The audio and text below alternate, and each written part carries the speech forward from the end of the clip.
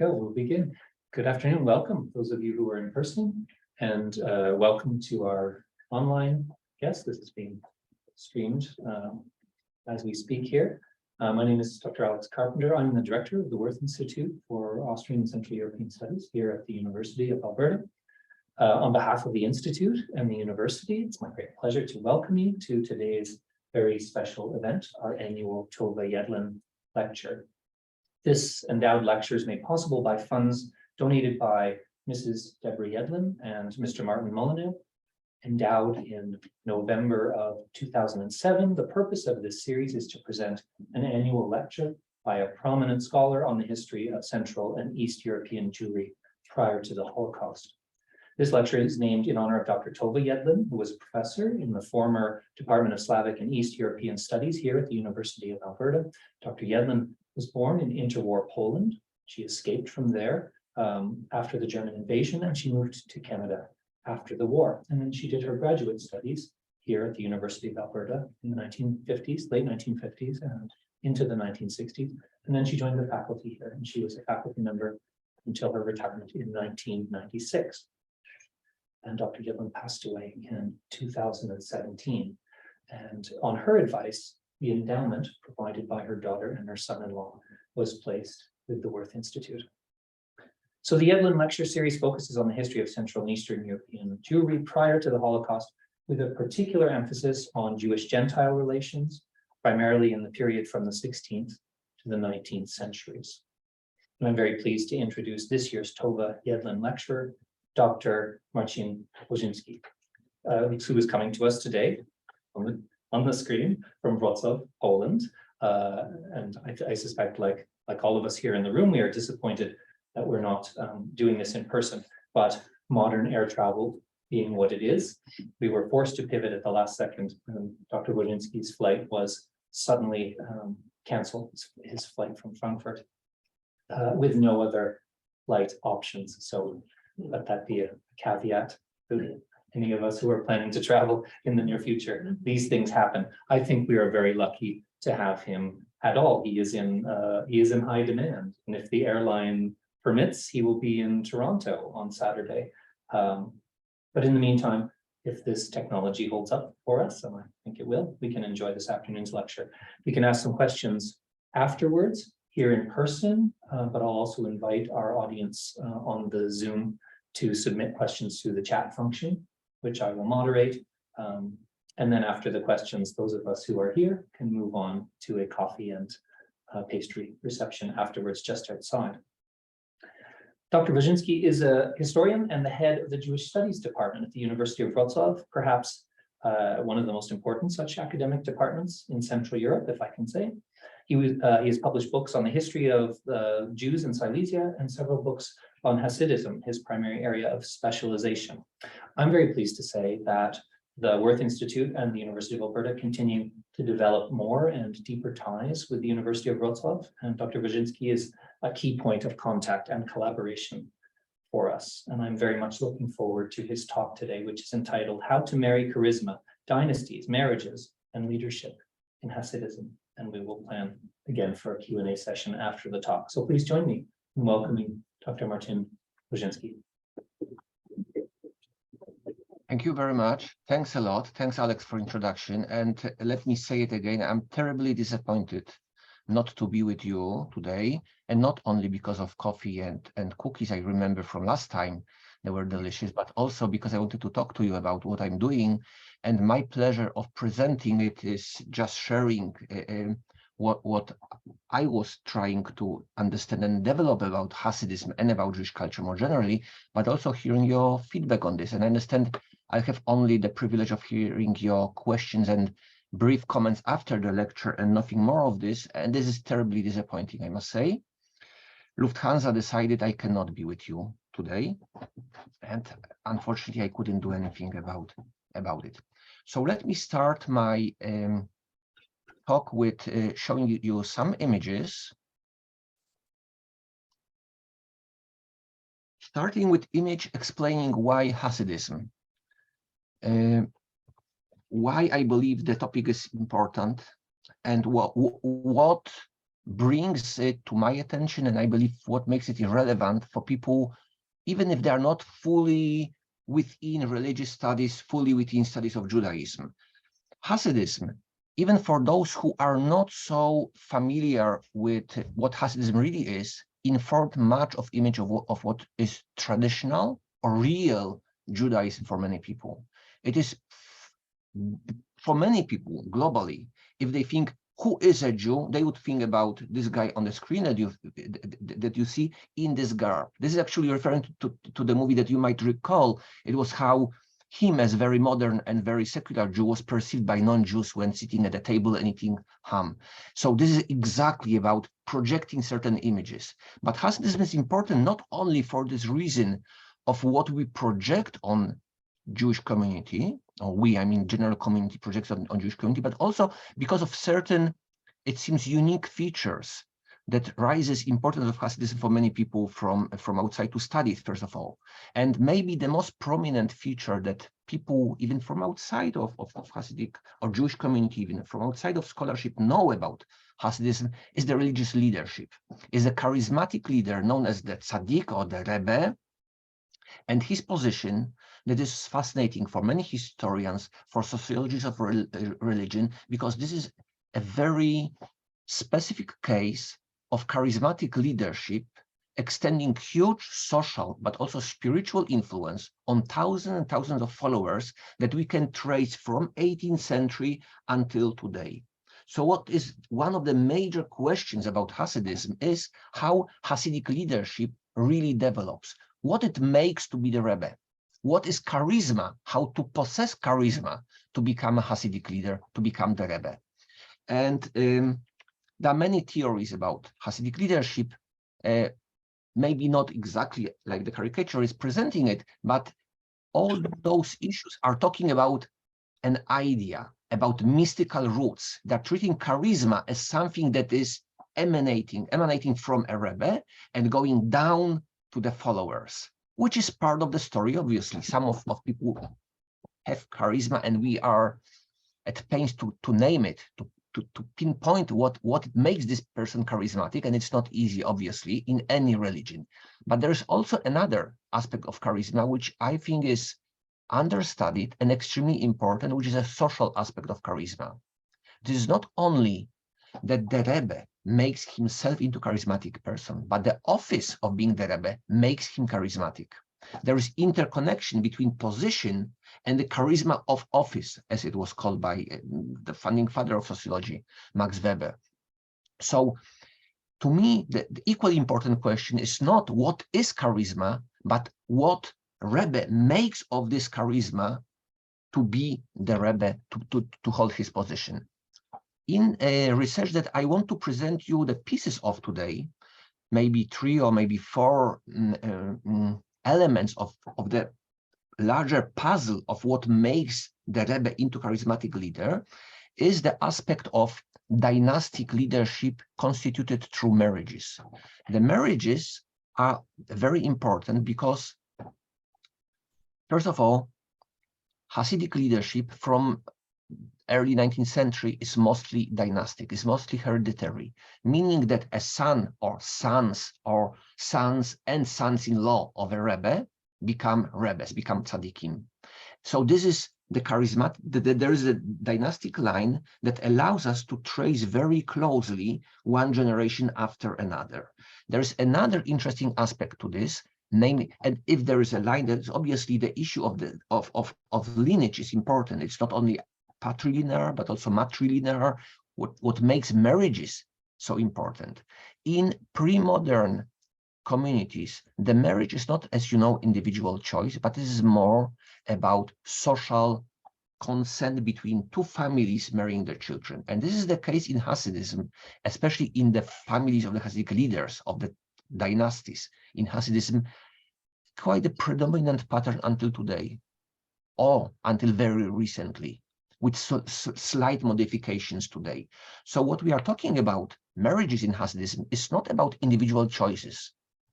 It is more about what kind of social conscious choices the families made to sustain the position of the family. and what is to be sustained. What are the values they are trying to build? Is it power, the prestige, properties, and what else it is, right? What is so interesting for me to study this particular aspect of Hasidic leadership, of the charisma of office, is that here, unlike in most other areas of charismatic leadership, we are able to go beyond declarative level. If you know the traditional studies of a leadership or of Hasidic leadership in particular, that mostly based on what the rabbis, the rebbes, the Hasidic leaders wrote in the books, how they conceptualize it, what are their idea about leadership. And this is obviously very important, how they perceive it and what they say about it. But I claim this is equally important to juxtapose it with what is social action, what is social practice, and not only what are ideas behind those actions. Very often, because social actions are not always at full accord with what people declare. As you know, people don't always behave as they claim they do. So that's very important to see how those relate to each other. And also, in order to understand the uniqueness of Hasidic leadership, I think when we get to studying marriages, the marriage strategies, the dynastic strategies in Hasidism, we are allowed to go beyond what is unique into what is typical, what is comparable. And I don't mean to underestimate the importance of uniqueness of Hasidism. I study Hasidism for the last 20 plus years because I believe it is unique. But in order to understand uniqueness, you need to compare it to other phenomena. So you need to find a shared basis of comparison in order to understand where it is following patterns that are more general and where it develops its unique, very specific features. I believe that the studying of marriages and of marriage strategies allows exactly for this kind of take on the topic. So what I did, or actually what we did, I should say this is the research that I'm doing together with two Israeli scholars, Dr. Uriel Gelman and Professor Gadi Sagiv from Bar-Ilan University and Open University of Israel. We did quite an extensive research into bibliographical databases of the Hasidic movement, of the Hasidic rebbes. This image of the wedding, by the way, I think it's kind of symbolical. This is the mitzvah dance, the dance that the Hasidic leader does with the bride, and the gartel, this long belt. They don't touch each other by hand, of course. This would be immodest. They touch the same gartel onto ends of the gartel. I think it's symbolical because it binds them, but it's also binding in a self of connecting, but also of binding, enslaving, in a sense, right? The chaining. This is the chain of connection, chain of tradition, but also chain that chains people within this connection. And I believe this is very, very, very significant to understand how it really functions. What we did for the start is a database. These days, I believe this is important to, if you want to study marriages, you cannot go on anecdotal material on several marriages that were well described. You need to see what is the really general pattern. So what we did, we recorded 3,510 tzaddikim, Hasidic leaders, all that are known in Hasidic literature, and we put them on the map. If you want to see the trial version of this, you have the web address of this, but I need to warn you, this is only a trial version. It has all the functions that we are developing now, that you will be able to go and to search and to map and to see the networks and to look for individual rebbes and on. But the database is already finished. This is, as I say, all the tzaddikim that we know, and we searched for information on their marriages. This is of, as I said, 3,510 tzaddikim. We have 2,375 marriages for them, including 2,088 first marriages, 266 second marriages, 20 third marriages, and 1 fourth marriage. Actually, third and fourth marriages are underrepresented in our database. What it says that we have information on marriage about 2/3 of those tzaddikim. And it's obviously not complete, because I would say that more than 90% of them were actually married. The situations at which the tzaddik, the Hasidic leader, was not married were exceptional. It was only if he was just ascending to the position and he died prematurely during the war, epidemic, or other unusual circumstances. The social expectation for every Hasidic leader was that he is married. And this is also important for us because it allows us to see what kind of patterns they chose. So general pattern, first and most importantly, and I think this is very important to understand the nature of Hasidic leadership, is that of those 2,375 marriages, as many as 1,700 are married within interdynastic. So one dynasty marries a bride to a groom from another dynasty or the same dynasty, but not outside of dynasties. This is important to understand because it means that interdynastic marriages are heavily overrepresented, which means that dynasties preferred to marry their children to other dynasties. And if we exclude first generation dynastic marriages, because first generation of the dynasty is not a dynasty, right? There is no tradition, descendants of leadership. So if we exclude third generation, at which rate is only 15% of so-called interdynastic marriages, in second generation of the dynasty, it's already 57% of all the marriages between two dynasties. For the third generation, 73, and from fourth generation of the dynasty, on average, is 82% of all the marriages being interdynastic. And this continues through other generations. At some cases, we come to 11 generations of Hasidic leaders. So this very long line of descendants.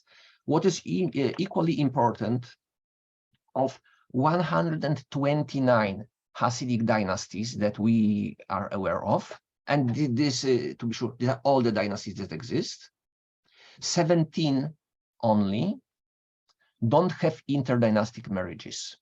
And all they are either very weak, or actually they're both very weak, short-lived, discontinued, or very late, like 20th century. It's still in 20th century, there are new, actually until today, there are new Hasidic dynasties emerging, and they are obviously not yet interconnected with other dynasties. But for all others, the connection between them, and you can see it on this image, is very dense, and they are very tightly connected. It's not, for most of the dynasties, it's not one marriage with other dynasties. For the vast majority of those, it is very dense network of connection to others. This is important, and you know, on the first sight, you might say this is normal. People marry among each other. But if we go deeper into this, it's important. Not all sons of tzaddikim are becoming tzaddikim. Not all sons of the leader become leaders. That's important, that those that do not marry into other dynasties have much weaker chances to remain within this leadership network. If somebody is marrying a daughter of non-dynastic leader or somebody from outside of Hasidic leadership, it's extremely difficult for such people, for themselves or for their children, to return into the leadership network. So it creates a pattern that is very close to royalties or aristocratic patterns of early modern Europe, at which you need to remain within the loop of the same marriages, because if you drop out, you cease to be part of this wider network. So this is very, for the beginning, I think it's very important to understand this general pattern. Second, we wanted to see if there is anything like social mobility. If marriage, quite typically, we know stories about a marriage as the ladder towards social mobility. Somebody is marrying into more powerful or wealthier or better connected family in order for a social ascent. So my question was how far we can see it, we can measure it. And is it, and if we can measure it at all, then the question would be, is this social ascent, is it the social mobility for a bride or a groom? This is not obvious. And for this, obviously, this is not so easy to answer this question, because for this we need parameters to measure it. What brings more prestige or power or recognition? Fortunately, we managed to establish two such parameters. One is seniority, meaning in dynastic leadership, it is very important if you are fourth generation of Hasidic leadership or second generation of Hasidic leadership, namely your dynasty is young or very ancient, right? Because it adds prestige to the family.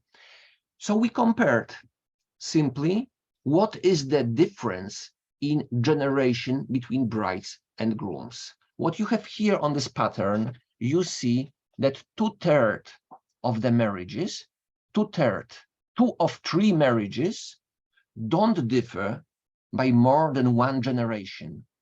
And if you recall that some generations are as old as 11 generations, or 7 generations, or 9 generations, keeping an eye on the fact that your generation, that your dynasty is not much older than the dynasty from which you choose a bride or a groom, it makes this category of seniority into very central.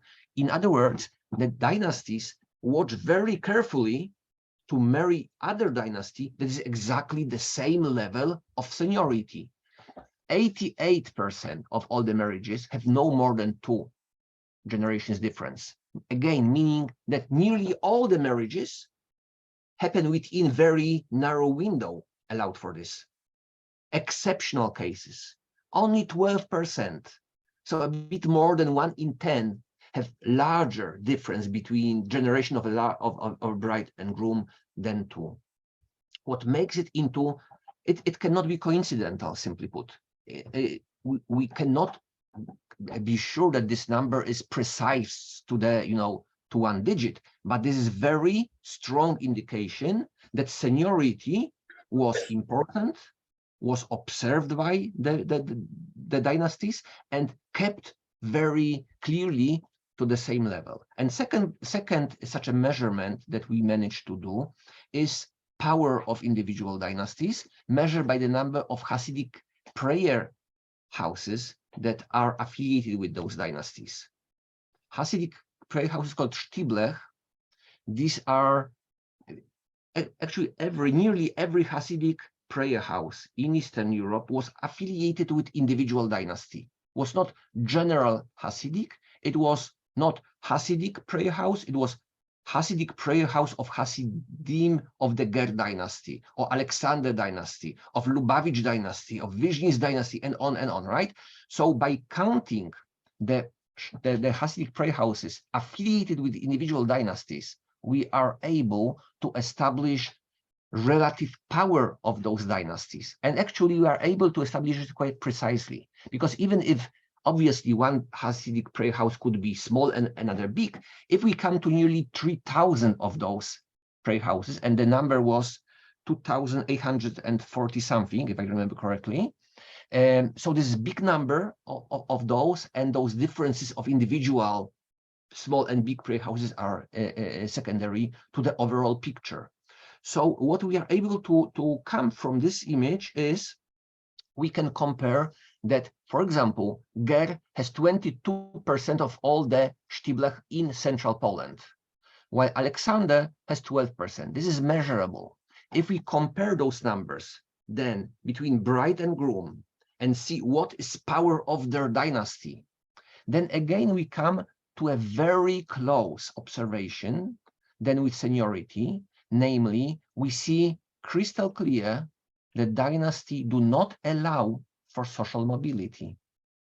because social mobility, and that's very interesting, it refers to studies made by Pierre Bourdieu when he was still young sociologist in the Pyrenees. He was following what are the marriage patterns among peasants in this small village that he was researching, and he noticed that social mobility is allowed only for a very small window, very small gap. When it was too large, it was not advancement, but it was a thread. When your son is marrying into much wealthier family, you won't gain much from this. Possibly you will lose your son into the other wealthy family. And also, if the marriage does not continue, if there is divorce, the cost of divorce for the weaker family is unbearable, because there is a dowry that needs to be returned. This would bring huge damages to the weaker families. And consequently, the families keep very small window for social advancement through marriages. And this is something that is more general, that is not only true for Hasidic leadership, but I believe this is very important to see it here, not only to understand just the structure of this, but maybe more importantly, because it allows us to return to the most general question about why. What is the general goal of finding the match for your son or for your daughter within Hasidic leadership structures? What you are trying to achieve? And as I've just proved, this is obviously not social mobility. You're not trying to climb through marrying into more powerful families. On the other hand, this is not either so-called takeovers. Takeovers in a situation that I was just describing, that somebody from a weak family, a son from a weak family, is marrying into a very powerful Hasidic dynasty and becomes the leader subjugated to this wider, the stronger dynasty, the takeover of a successful person. This is not a case, even if we hear such stories within Hasidic world, this is more like individual cases that are atypical, and for this reason they are reported and transmitted through memory, than something that is consistent. Within this 2,375 marriages, we found less than 20 takeovers altogether. I mean, situations at which a groom would cease to be part of his original dynasty from which he originated, and he would join the other, stronger dynasty of his father-in-law, of his parents-in-law. So this is extremely rare case. So this is not about social mobility. This is not about takeovers. This is not also about property, because the tzaddikim cannot inherit lands. Unlike many stories about Hasidism, and the tzaddik who was like the king over territories where he was the religious leaders, he could not donate his serfs to his son-in-laws, or anybody else. This leadership was purely spiritual, and that was the nature, and that's why this leadership was so fluid. There was also very little of real property, real estate, or money that were involved in Hasidic marriages. This is as far as we know, and this is not from this specific research, but from our reading of the marriage contracts. The value of dowry was very, of dowry and of trousseau, and all the care, so-called caste involved, and all the other financial issues were minimal. It's not either about political power, again, for the same reason. The power of the tzaddik is purely symbolical. He cannot inherit it from the father-in-law. He cannot inherit from his father. He needs to gain it through his position, through charisma, but he needs to gain it. So this is not about social mobility, takeover, property, political power. And also with political power, it's kind of complicated story, because this is not like here, like presented in this cartoon. This is not that Rebbe is just the ruler of his followers. This kind of structure would be possible maybe for some most powerful Rebbes, like the Gerer Rebbe, who had apparently 100,000 followers. So it was very strong, both politically, but also financially, very powerful structure. So his power over hundreds and thousands of his followers was very strong because he had a lot of instruments of power there. For the vast majority of the tzaddikim, though, we need to remember it was totally different. The typical Rebbe was not the Gerer Rebbe with 100,000 followers. The typical Rebbe was Pinchever Rebbe, who had 3 shtiblach, so apparently 30 to 50 followers. And you can imagine that his power was extremely meager, that he was very close to his followers and he knew them very intimately and they knew him and they spent all the Shabbos together. But his power of exerting pressure on them and of exerting an expectation of him of the political nature was totally out of the picture. So what was to be inherited within these marriage strategies? What was to be gained? And I claim, actually I mentioned it already at the beginning of this talk, there was only one value to gain, one commodity to gain through this marriage system, and this was charisma of office.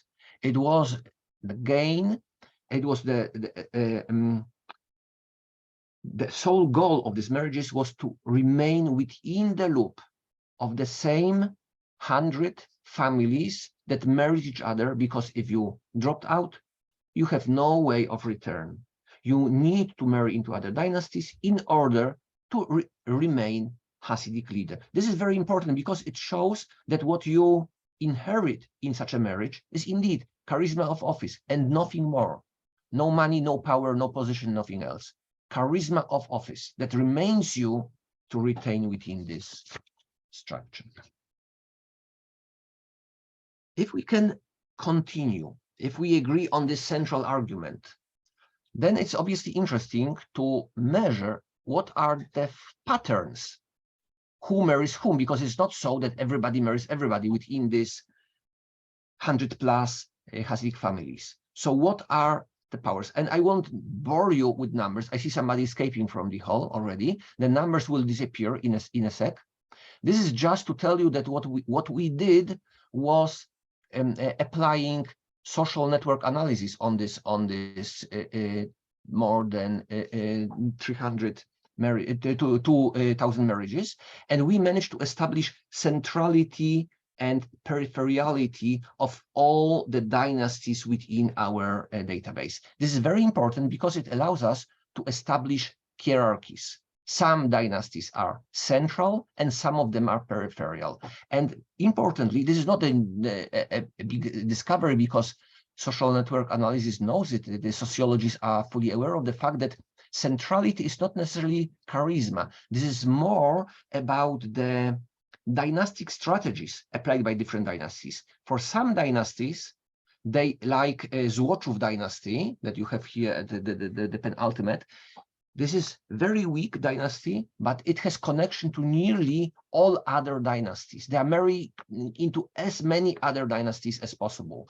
But we have also patterns of alliances. We have also some dynasties that stay totally outside of the system of marrying. They are totally peripheral. We have 11 central dynasties, 5 semi-central dynasties, and all other that are in decreasing number, in decreasing scale of connecting to others. We have also fascinating patterns of alliances that I will show you in a sec. So, for example, what you see here is the net that you've already seen. All these 105 dynasties that are interconnected. Sorry, what is the number? 17. It's 112 dynasties interconnected, and this is connected by at least one marriage. But if you want to see how it breaks into strength of connecting, of having different groups, pairs, alliances, pairs of dynasties being very close to each other, or triangle structures, you need to layer it.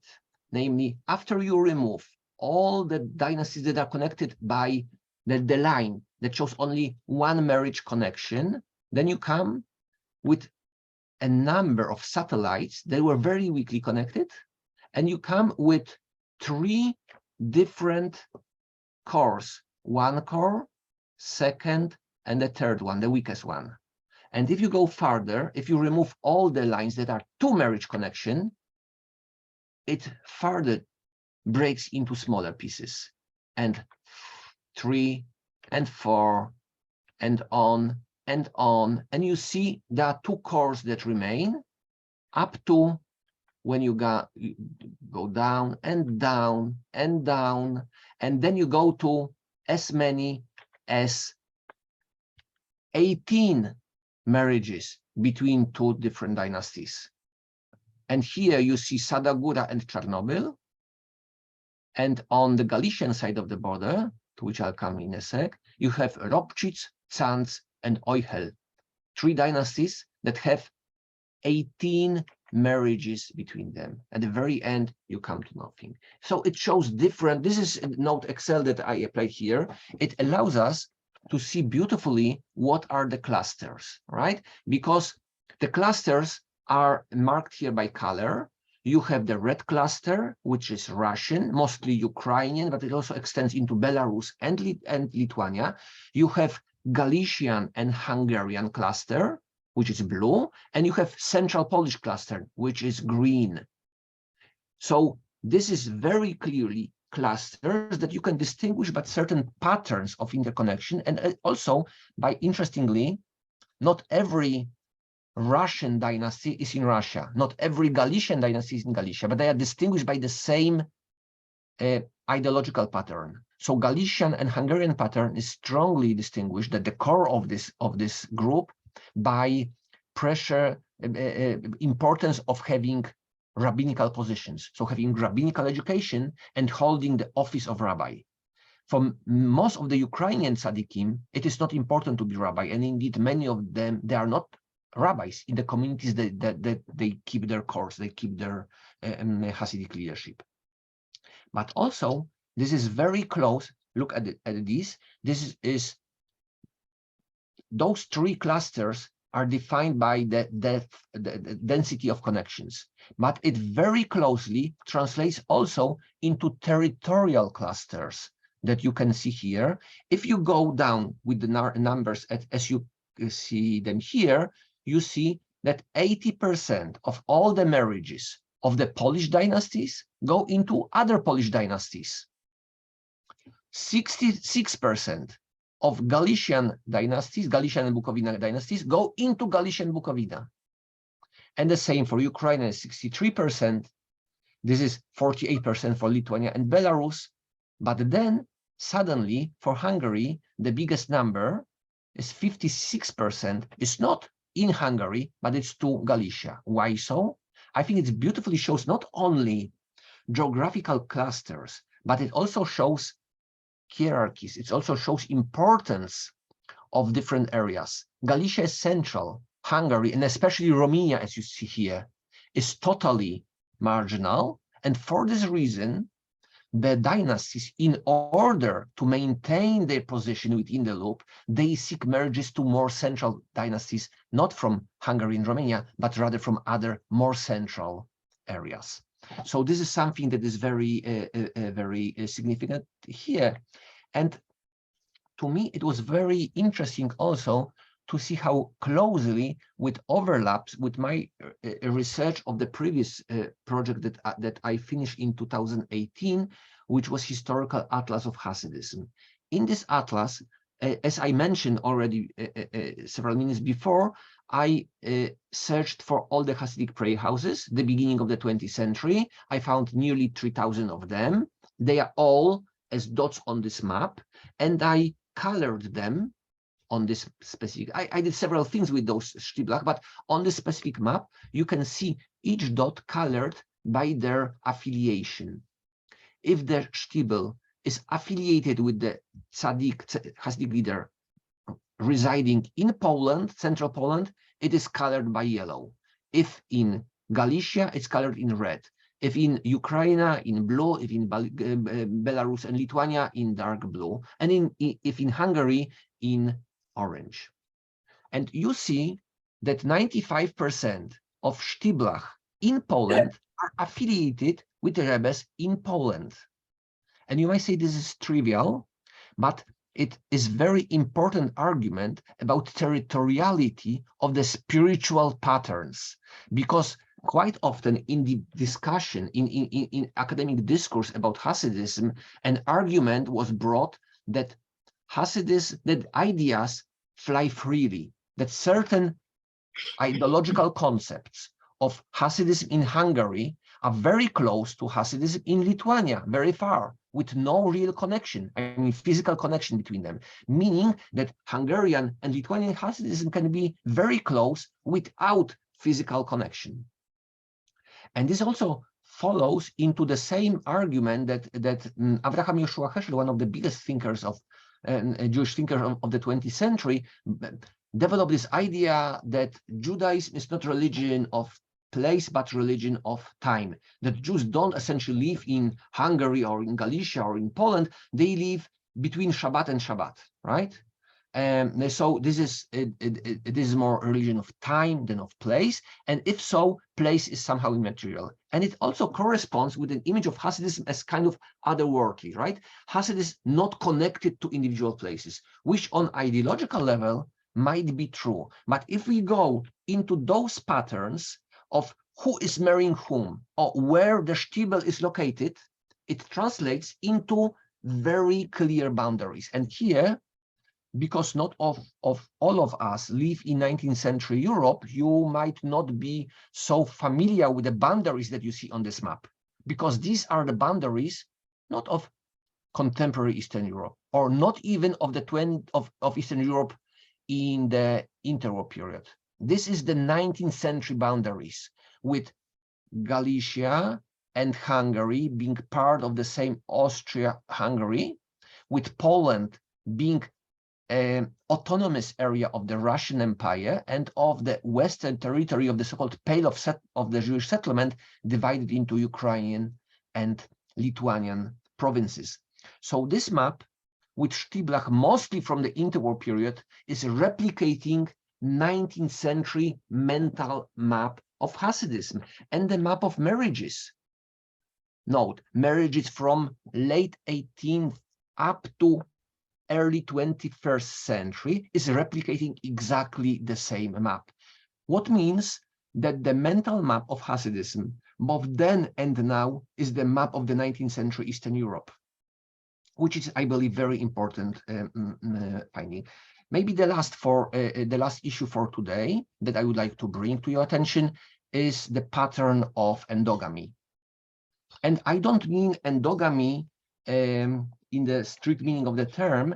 I'm using this term in kind of metaphorical sense of dynasties marrying within the same dynasty.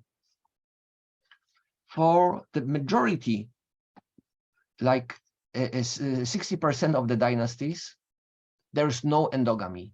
They marry only to other dynasties. For like 40% of dynasties, there is a level of endogamy, but for the vast majority of them, this is well below 15%. This is 10 or less.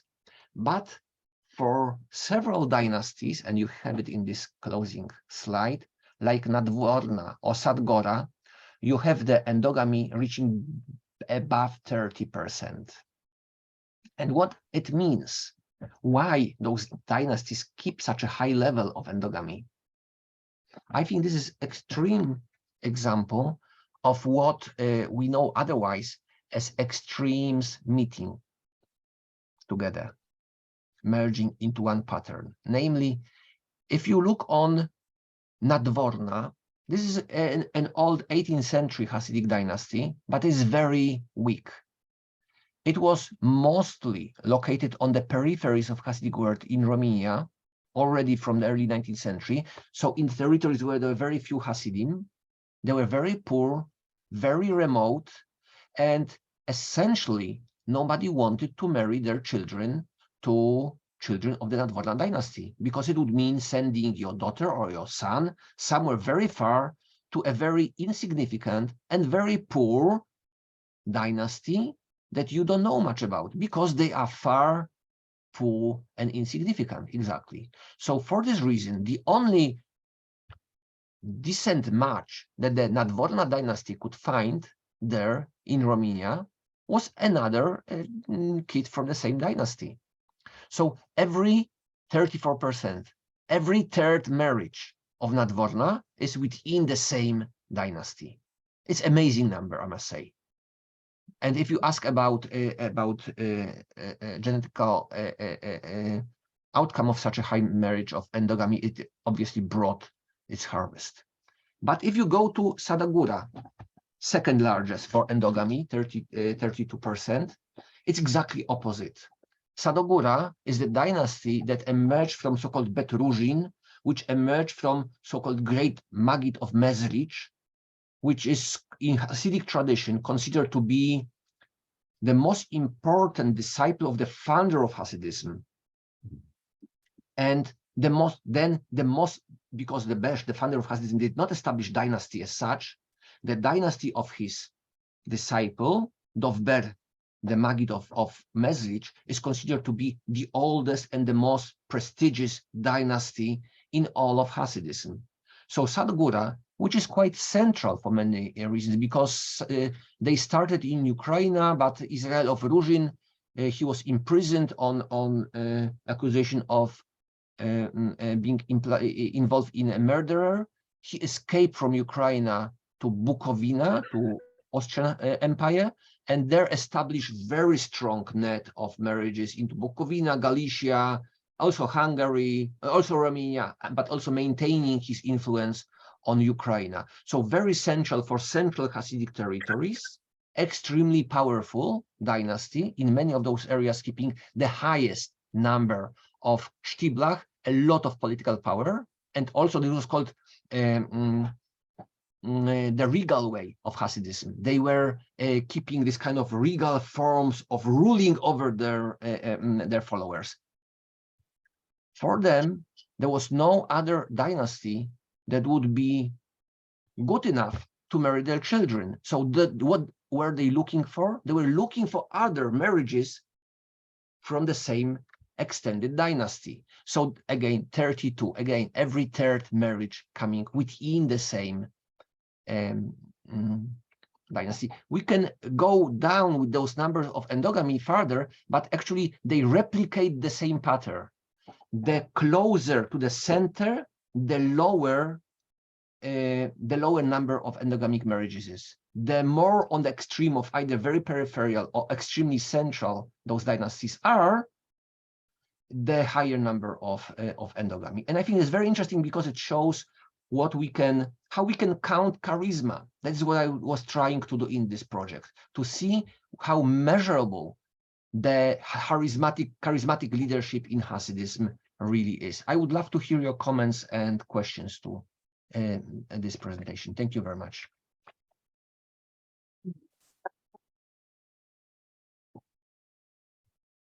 Thank you very much, Marcin. We can open the floor. We can open the floor now to questions. I will go have a look at the Zoom chat and see if we are receiving questions online. But if anybody in the room would like to start. And if so, yeah, if I could ask you to plant yourself in the boat there so we can be seen and heard. Hello. Hi, hello. I can see you, but if you remove your face mask, I will hear you much better. Okay, how much of this was geographically, was it easier to get to a dynastic marriage than one in a separate province? And how much effort would be involved in arranging some of these? Was there a bit of a potlatch, a bit of a display of wealth or prosperity or social status of some sort? Thank you for this question. You know, you need to remember that first of all, sometimes traveling to different province is much closer than traveling to different dynasty, different city in the same province, right? If you live close, if you live in Beus, for example, Beus, well-known Hasidic dynasty. Beus is 15 kilometers from the border to central Poland, and it's around 50 kilometers from the border into Volhynia, into Russian Empire. For other Galician dynasty, for them, it's much farther to travel. Still, they choose mostly among other Galician dynasties. And it is not so, this is my speculation only, we don't have written proof or measurable proof, but it is not so because crossing boundaries at that time was so difficult. It was not. In 18 or 19 or early 20th century, everybody could do it easily. There was very weak border control. There were hundreds and hundreds of people smuggling regularly across the border, traveling across the border. We have actually a lot of written testimonies about people going through the border between Poland and Galicia just to visit a Rebbe for a short visit. It was very easy. So what is involved here is more a concept of proximity. If people, those categories of Polish Hasidism or Galician Hasidism or Ukrainian Hasidism or Lithuanian includes Belarus. If those concepts are internal Hasidic, it means that the Hasidim themselves define in those categories. So they see proximity to other groups from the same territory. It's not about the space, it's about imagined space, what is close in their mental map of the world and not in the geography. Also, if in second half of the 19th century, there was the railroads made traveling from place to place so much easier that finding a match far was easy. What would support finding a match within the same province was more this concept of proximity, being of the same kind. And I think this is central for us to understand here. This concept of geography in Hasidism, for which I'm pushing so strongly, is actually deeply ingrained in structure of Hasidic life until today. If you know anything about Hasidim, if you saw them dressed in this black and white, or sometimes for Shabbos wearing shtreimel, the forehead, you see that so-called Galician Hasidim have a hat, the Biber hat, that is tall with narrow ring, while Hungarian Hasidim have very similar hat, but it's not tall, but low, while Lithuanian Hasidim would have borsalino, fedora hat style, while Polish Hasidim would have fluffy pelz hat, and on the same extending to the dress, boots, and on and on. So what it means when I say this is Galician hat or Hungarian hat, it means that the Hasidim until today, and they don't live in Galicia or Hungary today, they mostly live in New York, Jerusalem, Greater Tel Aviv, maybe in London or Antwerp, right? They don't live in Eastern Europe, but what they display with their dress is their geographical affiliation, not with actual Eastern Europe as it is today, with the concept of belonging to the group of Galician or Hungarian or Polish Hasidic dynasties. So that's why this geography of marrying among groups is so central to my understanding this pattern. Thank you for the question. Thank you. We have a question in the back, if you would come. That would be great. Hi, Marcin, Felice, sorry Hi. about your traveling. Hi. What was I gonna say?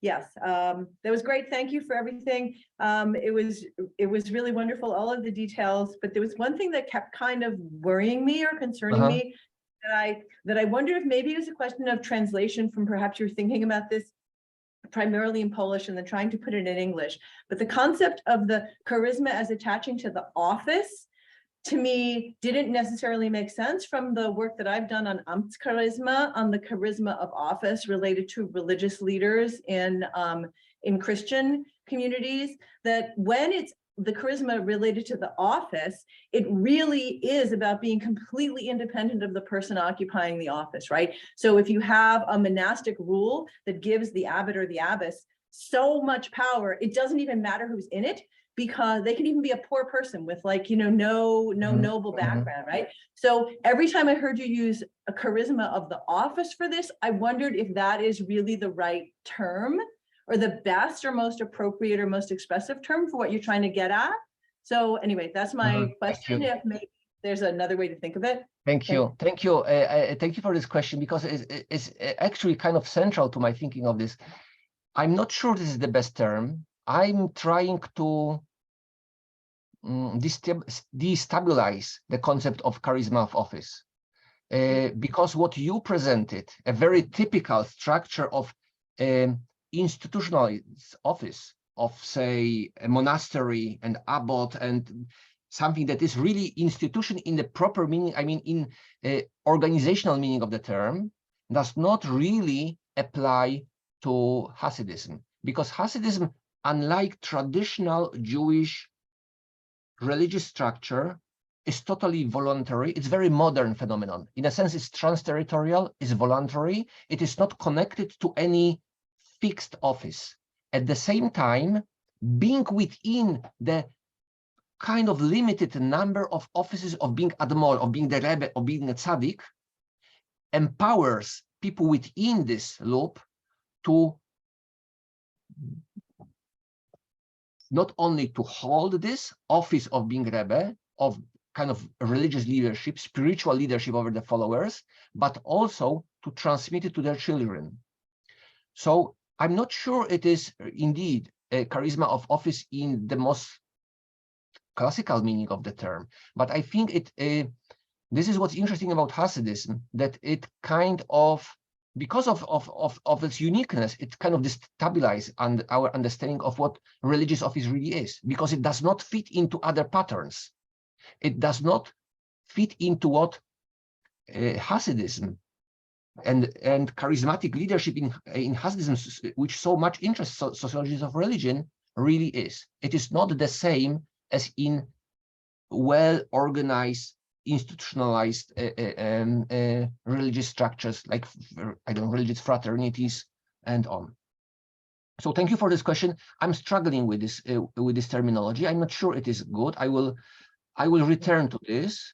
Thank you. But I think it might teach us something about what charisma of office really is, because in this case, it is not so much important who you really are. If you marry properly, you are within the loop.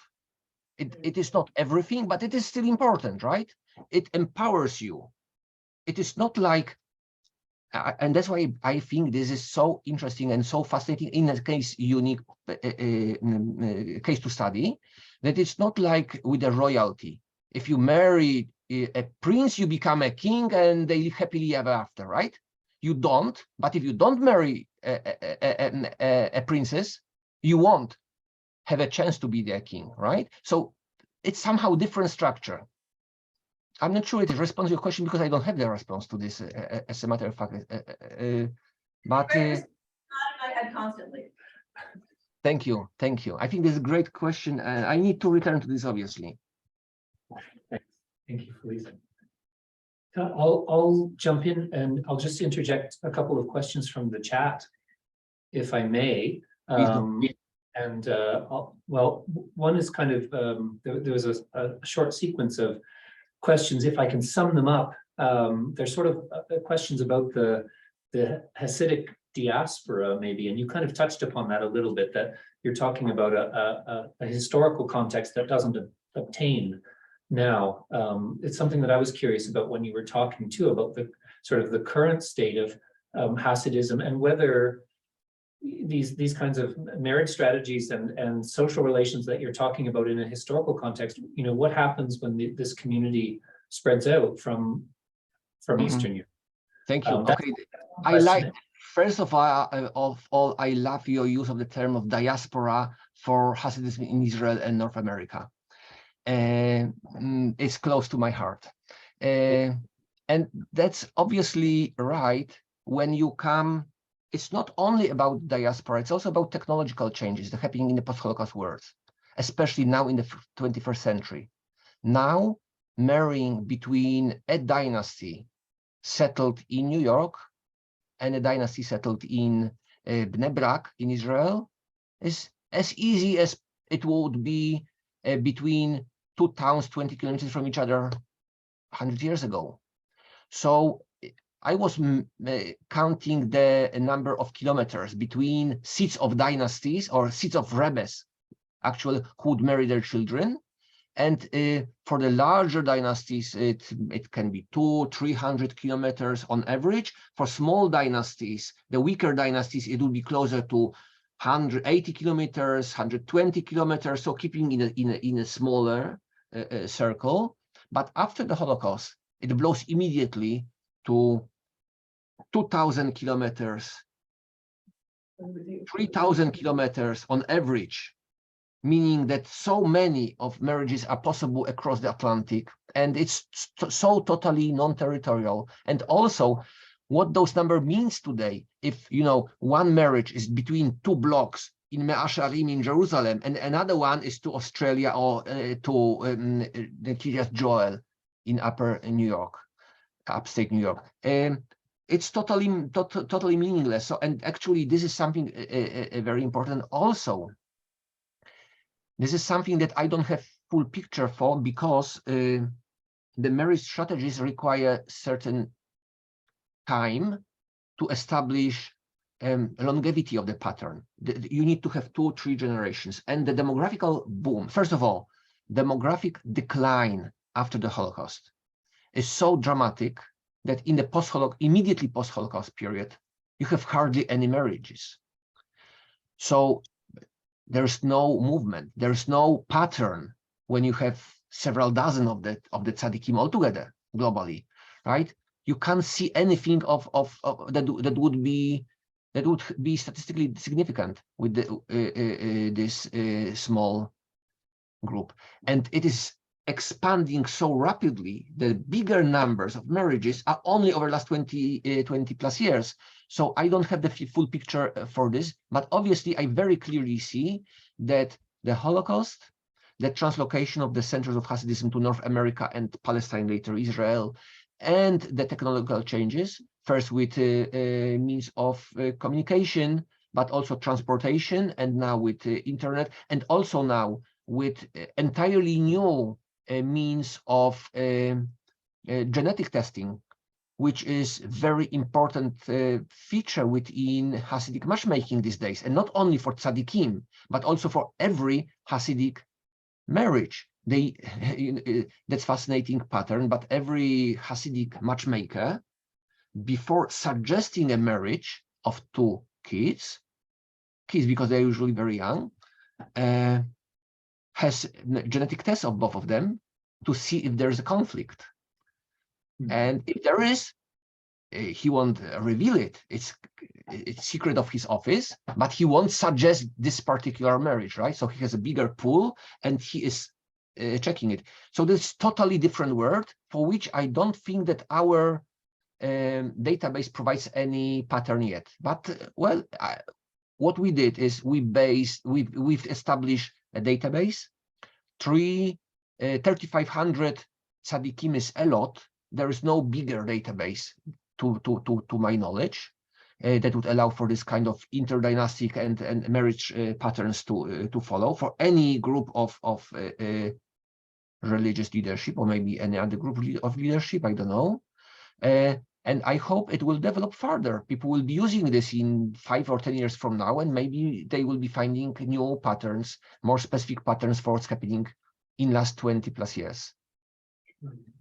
Well, since you mentioned the database and the amount of information in it, there's another question in the chat, a little bit broad, but I think probably of interest to everybody, and that is just about the methodology. That the question asks whether you were working with about the archives you were working with and Jewish historical societies, and just what were some of the challenges about simply getting access to this information and then putting it into the database. Fortunately, Hasidim are kind of obsessed with their leaders, because Hasidic leader is such a central charismatic figure. He's an axis mundi of Hasidic world, meaning that all the spiritual life of the followers are centered on his spirituality. So for this reason, he's central when he's alive, but also memory of this leader is important after he dies because of the Yortzeit of the anniversary of the death, but also of the stories replicated usually orally within the Hasidic group that is keeping memory of the past tzaddikim in order to build the group identity. And for this reason, there is a lot of intra-Hasidic scholarship recording biographies of those leaders. We started with 2 books produced by a Hasidic scholar. Those books are full of errors, but still they are best starting the departure point, because not only they gather information about nearly all of the tzaddikim, but also every bio starts with who it is, name of the father, and name of, not wife, of course, because wife is not important as her, is name of father-in-law. But fortunately, we were able to recreate information about actual wives and more other information, because we compared this database created from Hasidic lexicons with Hasidic wedding books. Many Hasidic groups, when conducting a large dynastic marriages these days, they produce a wedding book, and the wedding book is not only something that describes bride and groom and their parents, but also quite often it goes with citations, with all the literature about importance of marriage, with a lot of genealogical information, providing historical factographic names, dates, and all other information. And interestingly, with equal care for patrilinear and matrilinear tradition. So this is equally important for them. So it allows us to reconstruct a lot of those information.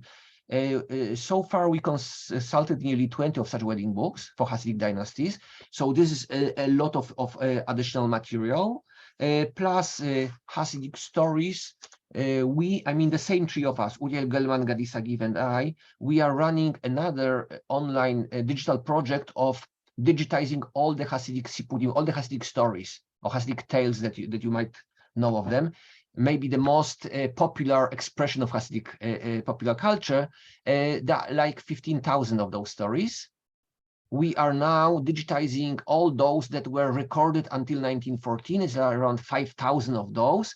They will be all put into huge database, interconnected, fully tagged, fully recorded with all the people appearing there. And there's obviously a lot of wedding stories and about interconnection between families. So this is another source from which we are expanding this database. This is something about digital humanities project, which I'm trying to build for some time already, which I call Digital Hasidism, which is about aggregation of different projects. This project might be, this one about weddings might be central in a sense that we produced a database of Hasidic leaders, 3,500 of them, but this is connected with other projects that will allow for harvesting data between standalone projects that were not intended to serve together for a research question. They were built for individual research questions independently, but we are unable to imagine what scholars in the future will try to do with those information.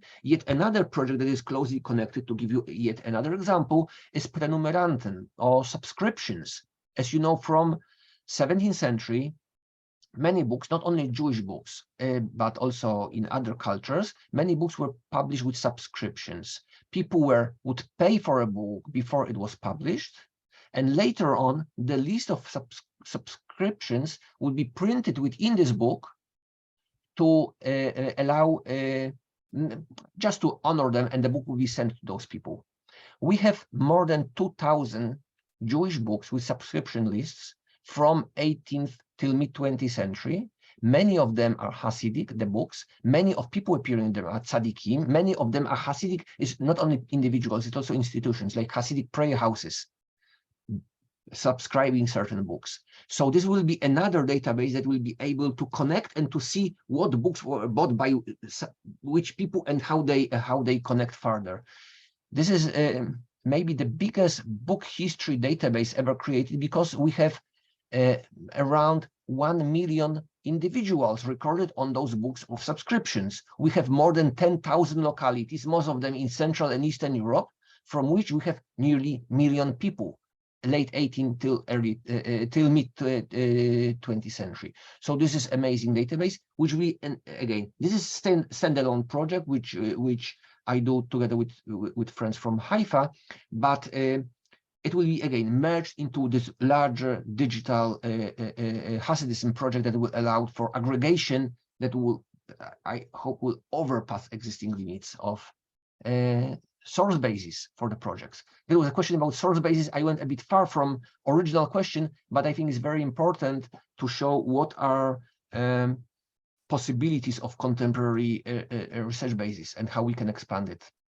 Not only born digital, but also creating databases from past historical resources. That's amazing. Thank you. Are there other questions in the room? Please. Hello. I'm very curious about whether you've done any analysis of the elements of that charisma. What gives leadership to someone? Is it the level of scholarship? Is it beyond the family connections? Can you tell us anything about what creates that charismatic appeal? Thank you. It's not one pattern of religious charisma. If you go through types of Hasidic, typology of Hasidic leadership, you have this rabbinical type, which I was describing, very typical for Galicia and Hungary, that you say scholarship is important, but you have other types that are totally independent. Maybe one of the most famous Hasidic leaders, Israel Friedman of Ruzhin of Sadogura, he was famously dyslexic. He could hardly read, yet he was considered to be Tzaddik Hador, the Tzaddik of the generation, somebody with messianic potential, because of other features of his ruling over the community. I don't think I can answer this question because there are so many patterns and there is a lot of research on this topic. I understand where your question comes from, but what I was trying to show is the other way around, in a sense. I'm not telling what charisma is, I'm telling what's importance that allows you to hold a position. You might have a lot of personal charisma, but if you have no luck of being married to a Hasidic family, to the family of the Tzaddikim, and if you are not lucky enough for your father and mother to marry you into a daughter of another dynasty, you have poor chances of becoming Rebbe. So this is, in a sense, I'm challenging charisma as such. In a sense, you might have a lot of personal charisma if you don't have charisma of office. And even this kind of office of not really office, but something that you just inherit from marriage pattern or from married lineage, called in Jewish culture yiches or yichus. If you don't have it, you have poor chances of becoming the Rebbe. I know I didn't answer your question. The question of Hasidic charisma, of the types of leadership, is a vast one, and I don't think I can do it now. Okay, thank you. Thank you for the question. Did you have another question? Pretty much the same thing. Concerning leadership, what decisions could a rabbi or a leader make? What power did they have? I think that's a very good question. I was hinting to this, because when you say the Rebbe, you imagine certain type of the Rebbe. And usually when we talk about the Rebbes, we talk about the best known ones, like the Gerer Rebbe, like the Belzer Rebbe, Rebbes with huge number of followers, Rebbes who had political power, who could say, vote on this candidate, or could say, don't do it, and hundreds of people, thousands of people would follow, who could withstand political pressure of both his followers and other people in this area, because he had so many followers that others had no power to oppose. So that's one type of Hasidic power, of the power of the Rebbe. And this is what we know from some stories about when the Rebbe is saying, don't change your dress from Jewish into Deutsch, into German style, because this is Kiddush Hashem. You need to sacrifice your life instead of changing your dress into non-Jewish one, because by changing your dress, you are approaching conversion. You are blurring the distinction between Jews and non-Jews. You can't do it, right? And in certain areas, with certain Rebbes, many followers would go that way. But we need to understand that this is more exception than the rule. And this comes also when we count how many tzaddikim there were and how many followers they could have in certain periods. When you go into, I don't know, mid-19th century Galicia, highly Hasidic area, and you count several hundred tzaddikim there, and you understand that half of this population was not Hasidic, and then there were women who were by definition were non-Hasidic because Hasidism did not allow them the place in Hasidic movement, and on and on. If you continue extracting groups, then you come to understand that an average Hasidic leader had maybe 20 or maybe 50 or maybe sometimes 100 followers. And now try to imagine what is your actual power if you are one of 2 or 3 Hasidic leaders residing in the city of Buchach, for example. You are not the most powerful. You might have very devoted followers, but if you are extending your pressure on them too much, they go to competition. That's like with everything. If they don't identify with what you do, they will abandon. What kind of pressure you can put on them? This is another important aspect, I think, critically important. Very often when we talk about Hasidism, especially for people that have some clue of Jewish history and culture, they very often imagine Hasidism as a sectarian movement. And I think this huge error, huge mistake with consequences, even if we don't say so. Very often certain concepts of what a sectarian movement really is, we project on Hasidism, and then we imagine that, for example, like in a sect, the charismatic leader is able to extend full social control over followers. But we have no proof of this in Hasidism. The Rebbe can give a nice drasha, a nice sermon. The Rebbe can suggest certain ways of life.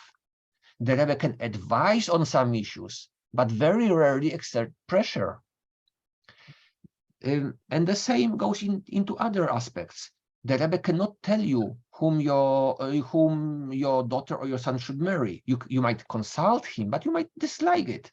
I read thousands of Hasidic kvitlech. The kvitlech is the petitionary note that people coming to the Rebbe would write down what they came to ask for. Quite a number of them are telling you a competition story, are telling you about, I was at the Sunset Rebbe and he told me to divorce my wife and I don't want to divorce her. Give me better advice. He asked another Rebbe, right? So obviously the level of commitment to the advice from the Rebbe is limited. It is as good as it follows your expectation. If it is not, you go to another leader. And this is, I think, extremely important and very often underestimated when talking about Hasidism. This is a voluntary community.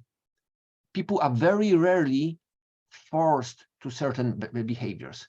We know about those cases because of anti-Hasidic criticism from the late 19th century. In some locations, when we hear about, there is an anti-Hasidic writer from mid-19th century Galicia, Joseph Perl, who wrote, there is a category of Jewish anusim. Anusim is the Jewish term for Maranos.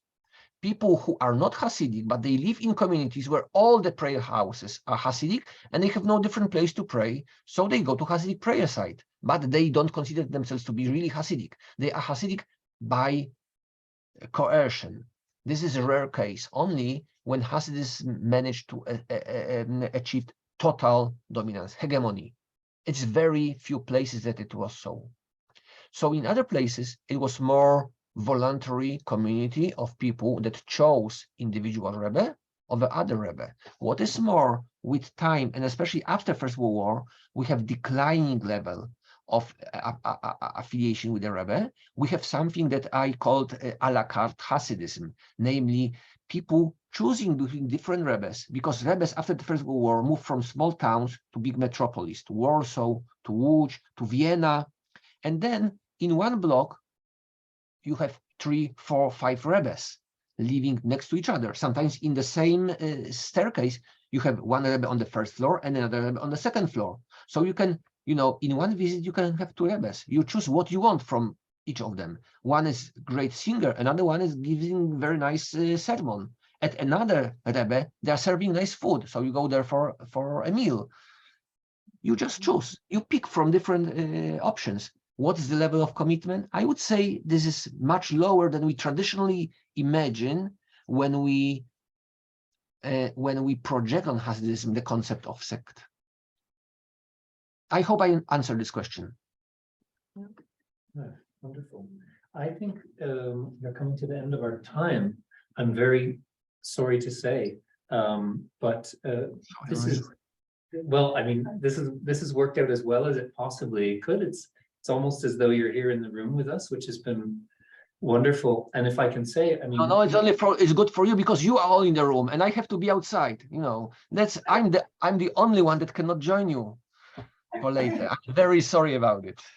This is if I can say, I mean, your research project, it's a beautiful project. It's so fascinating in terms of what you've accomplished in terms of working with the sources and how you've disseminated it. And this presentation has been incredibly interesting and beautifully clear, and has really, I think, improved our understanding of Hasidism. But what is amazing to me also, and I think what marks it as a really special project, is that there's so much future in it, which you touched upon, that there is this issue of the diaspora, the fracture of the mid-20th century, and there's obviously so much more interesting work to be done in this vein. But we're grateful that you shared it with us.